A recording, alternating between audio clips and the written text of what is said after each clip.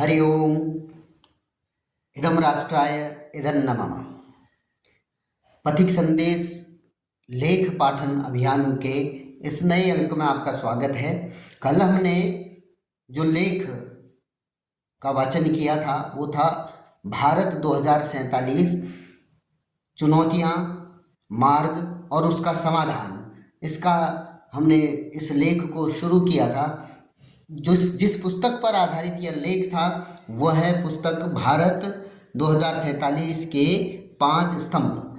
जिन 5 स्तंभों की बात इस लेख में की गई है, आज हम उन पर चर्चा करेंगे। एक बार हम उन स्तंभों के बारे में जो लेख छपा है उस पर पढ़ते हैं, फिर उसका विश्लेषण करने का प्रयास करेंगे।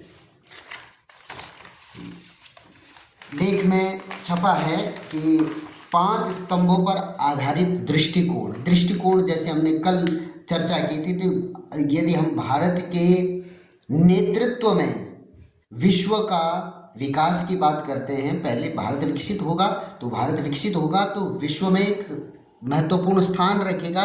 उसका विकास का मॉडल क्या रहेगा? जैसे हमने कल भी बात की थी कि जो पश्चिमी सभ्यता, पश्चिमी विकास का जो उनका तंत्र था, वह जिस पश्चिमी जगत के नेतृत्व में जो विकास था पिछले 500 सालों का, वह असंतुलित था। तो संतुलित कैसे होगा, उस पर ये 5 स्तंभ। प्रथम है युवा गतिमान जनसंख्या। प्रत्येक व्यक्ति, समूह, समाज व देश की कोई न कोई विशेष ताकत होती है। अमेरिका की ताकत उसका बौद्धिक संपदा अधिकार, IPR, इंटेलेक्चुअल प्रॉपर्टी रिजर्व, शोध, नए उच्च स्तरीय उत्पाद है। चीन की ताकत उनकी कम लागत पर निर्माण की अंतर्राष्ट्रीय विशेषता है। जापान को ऑटोमोबाइल व इलेक्ट्रॉनिक की महारत है। जर्मनी की उच्च तकनीक वाले सामान निर्माण की है, तो मिडिल ईस्ट की उनका कच्चा तेल भंडारण एक विशेषता है। भारत का अनुपम शक्ति है उसकी युवा व गतिमान आबादी। भारत की 15 से 29 वर्ष की प्रमुख आयु वर्ग में 37 करोड़ की जनसंख्या है। यदि इस युवा जनसंख्या को ही हम उद्यमिता व कौशल विकास के माध्यम से पूर्ण रोजगार युक्त करने में सफल हो जाएं, तो यह विकसित भारत की सबसे बड़ी ताकत बनेगी। आज कैसे चीन, जापान और वह यूरोप, जो अब वृद्ध आबादी वाले देश होते जा रहे हैं, उनकी विकास दर यानी GDP तेजी से गिर रही है। सब प्रकार के विकास ढांचे, अनुकूल नीतियों के होते हुए भी वो बढ़ नहीं पा रहे, जबकि भारत इस समय 7.5% की विकास दर के साथ विश्व का सबसे तेजी से बढ़ता हुआ देश बन रहा है। हमें अपनी युवा आबादी को ही अपनी सबसे बड़ी ताकत के रूप में प्रयोग करना होगा। चैम्बर ऑफ इंडियन इंडस्ट्री के एक शोध के अनुसार भारत यदि अपनी सारी कार्यशील जनसंख्या को रोजगार युक्त करने में सफल होता है, तो भारत 2047 तक $40 ट्रिलियन की अर्थव्यवस्था बन सकता है। जबकि हमने कल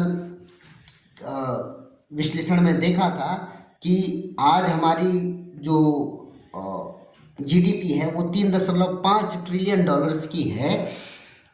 तो एक विकसित भारत के लिए जो मानदंड हमारे स्तर पर होना चाहिए वो है 18% विश्व की GDP का भारत का अंश होना चाहिए। जो 2047 तक विश्व की GDP 200 ट्रिलियन की रहेगी, तो $35 ट्रिलियन कम से कम भारत की GDP होनी चाहिए, यानी आज की स्थिति से 10 गुना।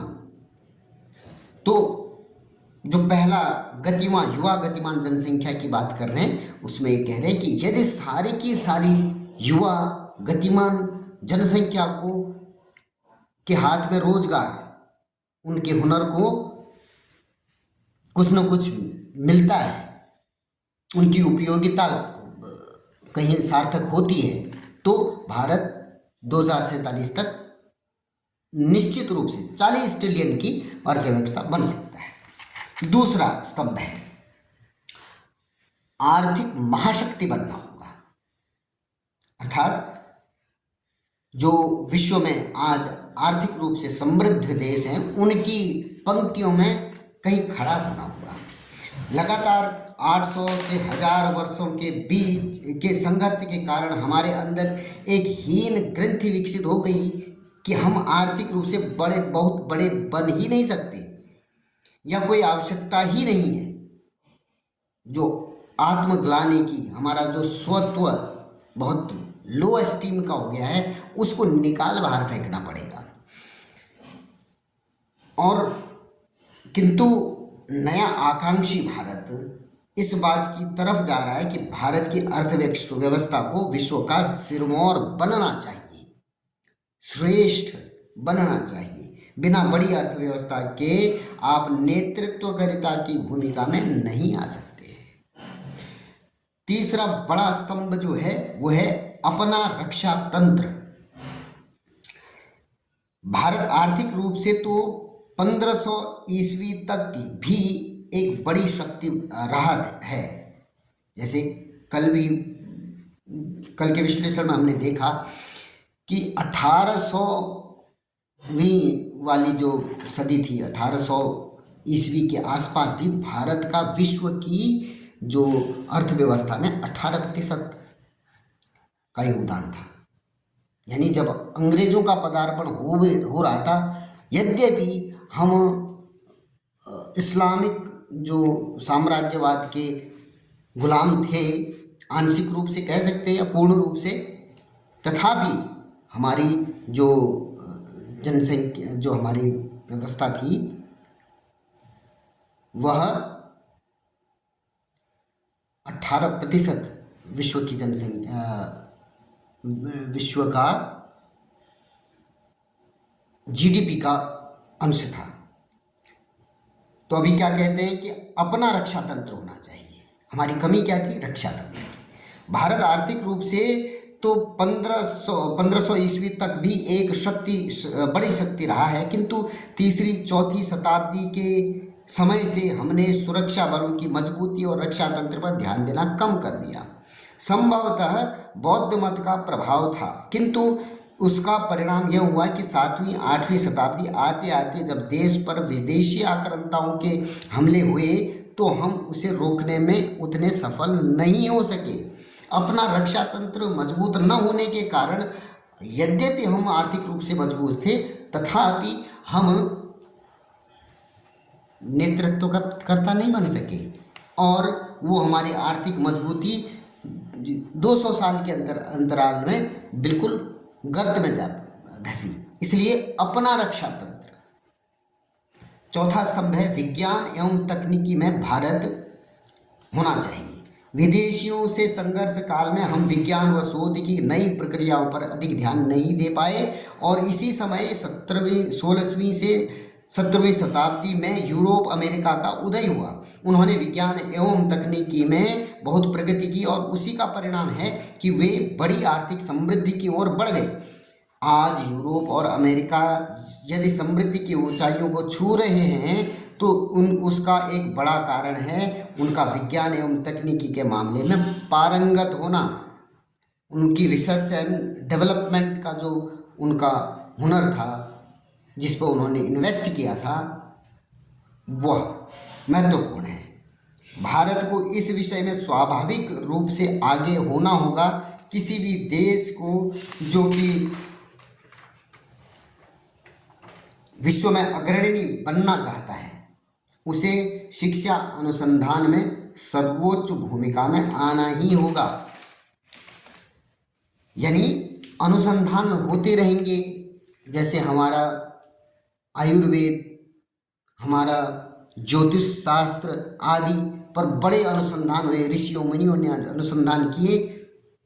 तो जैसे ये विदेशी आक्रांताओं का दौर शुरू हुआ तो वो सारा अनुसंधान समाप्त हो गया। अनुसंधान समाप्त हो गया अर्थात नई तकनीक आना बंद हो गई। और इसका विपरीत जो पश्चिमी जगत, जिनके नेतृत्व में पिछले 500 साल, लगभग 500 साल विश्व रहा है, उन्होंने विज्ञान और तकनीकी और अनुसंधान में निवेश किया। और जो पांचवा स्तंभ जिसकी ये चर्चा कर रहे हैं वह है हमारे जीवन मूल्य। जो डिफ्रेंशिएटिंग फीचर होना है वो फीचर रहना है हमारे जीवन मूल्य, यानी हमारी संस्कृति, हमारी परंपराएं, हमारा जो भारतीय सोच, वो एक महत्वपूर्ण बिंदु होने वाला है। केवल आर्थिक रूप से समृद्ध समाज यह विकसित समाज नहीं कहा जा सकता। इसके उच्च जीवन मूल्य होने चाहिए और विश्व को हम क्या दे सकते हैं इस भूमिका में भी आना होगा। पहले स्वत्व का विकास हो, फिर परमार्थ के लिए, यानी केवल भारतवर्ष नहीं अपितु पूर्ण संपूर्ण विश्व में ये विकास की धारा समान रूप से कैसे बहे, इस पर भी ध्यान देना होगा। क्योंकि हम एक उस स्थिति में आ पाएंगे यदि हम इस गति से, इस सोच के साथ आगे बढ़ेंगे तो उस स्थिति में हम होंगे। परंतु उस स्थिति में होने के उपरांत भी यदि हमारा चिंतन मूल्य आधारित नहीं होगा तो उस विकास का कोई लाभ नहीं है। हमारी उच्च जीवन शैली, संयुक्त समृद्ध परिवार व उच्च पर्यावरण के इर्द गिर्द विकसित हुई है और हमारा वैश्विक दृष्टिकोण वसुधैव कुटुंबकम का है, जो संपूर्ण विश्व को ही एक परिवार मानता है। सरकार की नीतियां जनता की जागृति के स्तर के अनुरूप ही बनती बिगड़ती है। इसलिए समाज में जागरूकता का स्तर खड़ा करने के लिए व्यापक प्रयत्न सामाजिक, आर्थिक, शैक्षणिक, सिविल सोसाइटी संगठनों को करने ही होंगे। यानी ओनस किस पर आता है? ओनस आता है हम आप जैसे लोगों पर। जिम्मेदारी हमारी बनती है कि ये जो समाज है, विकसित समाज जो बनेगा, उसका नेचर कैसे रहने वाला है, हमारी जिम्मेदारी बनती है। संयुक्त राष्ट्र जनसंख्या कोष के अनुसार जनसंख्या लाभांश की व्याख्या है जब किसी देश की कार्यशील आबादी, जो 18 साल से 65 वर्ष की कार्यशील आबादी कही जाती है, बाकी की आबादी से अधिक हो तो उसे जनसंख्या लाभांश की स्थिति कहते हैं। भारत इसमें है। भारत में यह 2018 से ही मिलना आरंभ हो गया है, क्योंकि इसी वर्ष से भारत की कार्यशील आबादी की जनसंख्या बढ़ गई है और यह अगले 30-32 वर्षों तक लगातार बनी रहने वाली है। सामान्यतः अब तक नेताओं ने व कुछ समाज के अग्रणी लोगों ने भी सारे देश में एक विमर्श खड़ा किया है कि हमारी आबादी हमारे विकास में अधिक बाधक है, किंतु यह सब कुछ दृष्टिकोण का मामला है। हमने उसको किस दृष्टि से देखा है। यदि आप इस आबादी को अपने अवसर के नाते में से माने तो यह संपूर्ण विश्व में धन अर्जित करके भारत का सामर्थ्य खड़ा करने का सबसे बड़ा कारण हो सकता है। विश्व भर में इस समय पर जनसंख्या की कमी के कारण से परेशानी अनुभव की जा रही है। यदि भारत के युवा वर्ग का यह क्रम बना रहे और हम अपने युवाओं को स्वास्थ्य, शिक्षा, कौशल विकास और उद्यमिता के मार्ग पर लाने के लिए विशिष्ट प्रकार की योजना करते हैं तो भारत न केवल आर्थिक रूप से बल्कि समग्र रूप से भी एक बड़ी शक्ति के रूप में उभर सकता है। इसके लिए न केवल समाज को व्यापक स्तर पर सोचना होगा बल्कि सरकार को भी इस जनसंख्या लाभांश की वास्तविकता में परिवर्तन करने के लिए नीतियां बनानी होंगी। ये दोनों तरीके से, दोनों स्तर पर होना है। सरकारों ने भी अपना जो फोकस है वो बनाए रखना पड़ेगा और साथ ही साथ जो जनमानस, जिस जनसंख्या लाभांश की बात हो रही है, उस लाभांश को लेने के लिए जनता को भी जागरूक रहना पड़ेगा।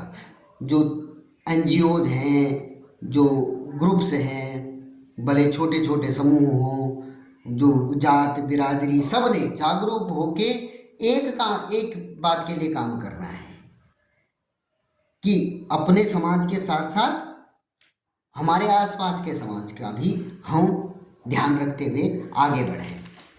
ये 5 स्तंभ जो हैं बताए गए हैं और इन 5 स्तंभों के आधार पर भारत का अभ्युदय होना अवश्यंभावी है। हम सब लोगों ने इसमें अपना अपना योगदान करना है और हम सब ने अपने अपने स्तर पर कमर कसनी है। केवल मैं, मेरा परिवार अथवा मेरा अड़ोस पड़ोस,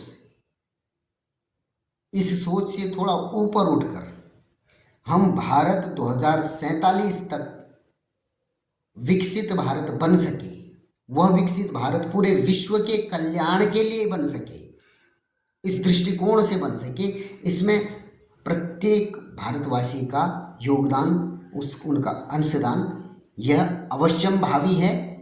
और जिस जनसंख्या लाभांश, जो हम कहते हैं कि हमारी आबादी हमारे पर बहुत बड़ा बाधक है हमारे प्रगति पर, वो उस दृष्टिकोण को बदलने की आवश्यकता है, हर स्तर पर बदलने की आवश्यकता है। केवल सरकार पर डिपेंडेंट रह के नहीं, सरकार ने भी इस दृष्टि से योजनाएं बनानी है कि उसकी जो ये जनसंख्या है, जो जनसंख्या लाभांश का अधिकतम लाभ दे सकती है, उस जनसंख्या के लिए कुछ न कुछ रचनात्मक योजनाएं बनाए रखनी चाहिए।